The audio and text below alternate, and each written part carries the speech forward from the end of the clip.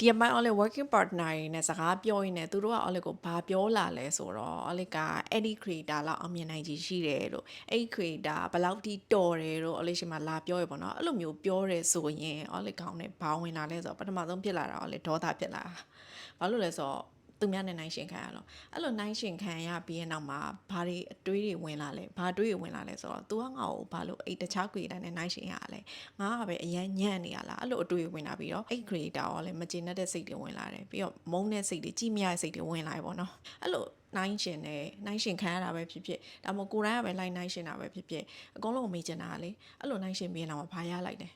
တေးကြတာတော့ပူလောင်တာလွယ်ပြီးတော့ဘာမှရလိုက်မှာမဟုတ်ဘူးပြီးတော့ကိုနိုင်ရှင်တဲ့သူကလည်းဘာမှဖြစ်သွားတာမဟုတ်ဘူးအဲ့လိုအချိန်အောင်လည်းတော့လှုပ်လို့ရတဲ့အရာတွေရောရှိတယ်အဲ့လိုတော့ဘာကြီးလှုပ်လို့ရလဲဆိုတော့ကိုနိုင်ရှင်တဲ့သူကိုအတူယူလို့ရတယ်ပြီးတော့သူတို့အဲ့လိုအောင်မြင်နေတာကိုလည်းအောင်မြင်နိုင်တယ်ဆိုပြီးတော့သူတို့တိုင်လိုက်ကြိုးစားလို့ရတယ်နောက်ကိုပဲအာယုံစိုက်နေလို့ရတယ်